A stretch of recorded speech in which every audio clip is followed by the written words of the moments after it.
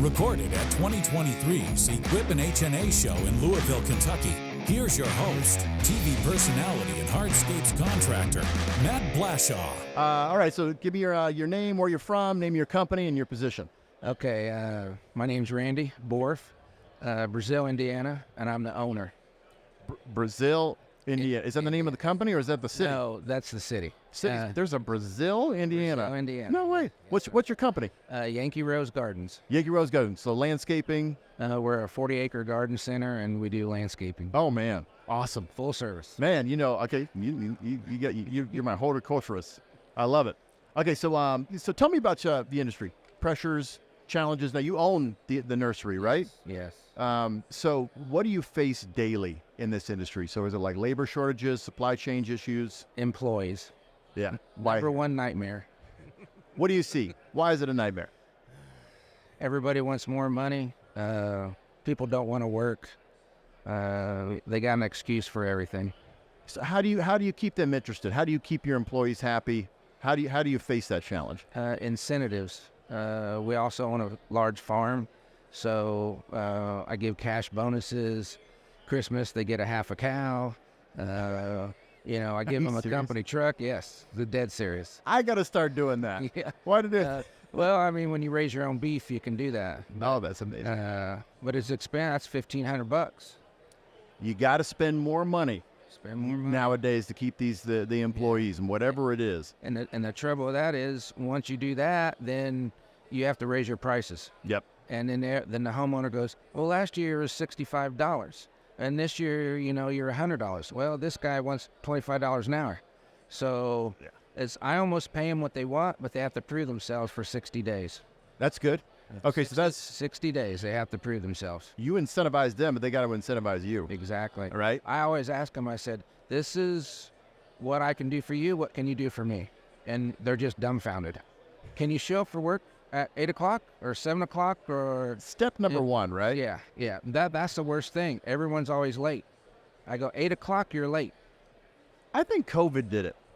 Honestly, I think just like for some reason they just feel like they deserve everything when they can just kind of show up whenever. Entitlement. Yeah, entitlement. I look for older people, veterans, disabled, anything that knows work.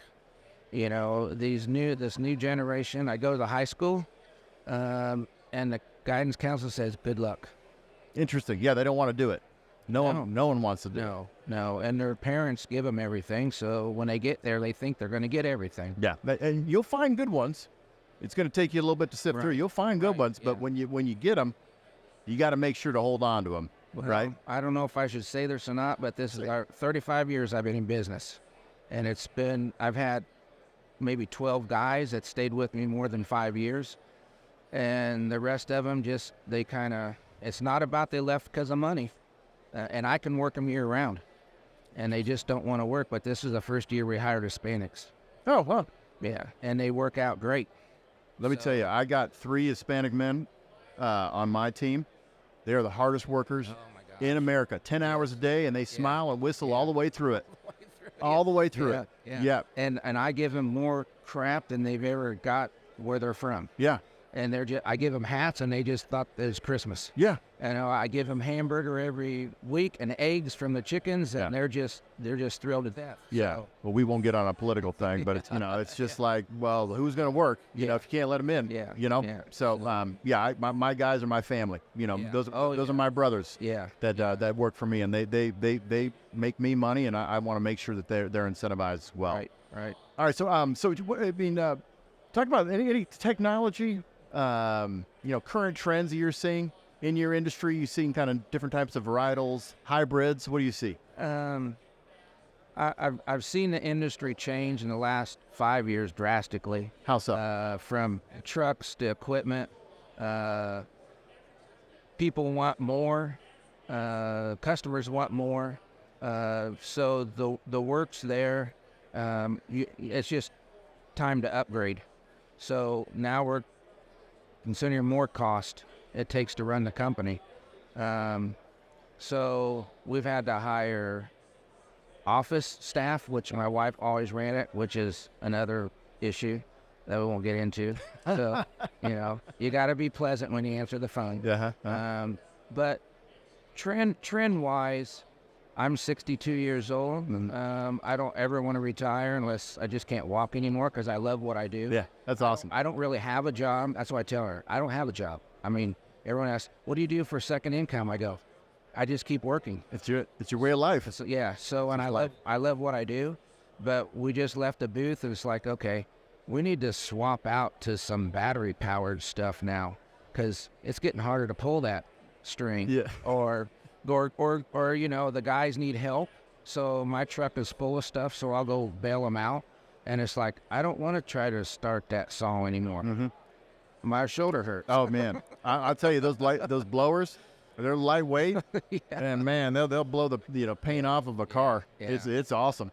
All right, so last question for you. I know you get 5 minutes. See, I'm keeping to my 5 minutes. All right, that's good. Yeah. That's good. All right, so what advice would you give to someone that wants to get into your industry, right? Okay, so before COVID started, we started farming stuff out because I knew I was getting older. Probably no one will be able to afford to buy my company. So I tell everyone that I go try to recruit. I'll drive around and watch somebody for an hour, and then I'll follow them to the next job, see if they still have the same attitude. I present a card to them. I said, how'd you like to make more money? And they go, oh, yeah, that'd be great. And so I try to tell them, you got to be dedicated to what you're doing. Your family has to support you. So you got rained out 4 days, guess what? You're working the weekend. No boating, no camping, no doing whatever. Bring your kids along. Do whatever it takes to stay focused. Because you're in the green industry. Depending on what part of the country you're from, if you're down south, you work year-round.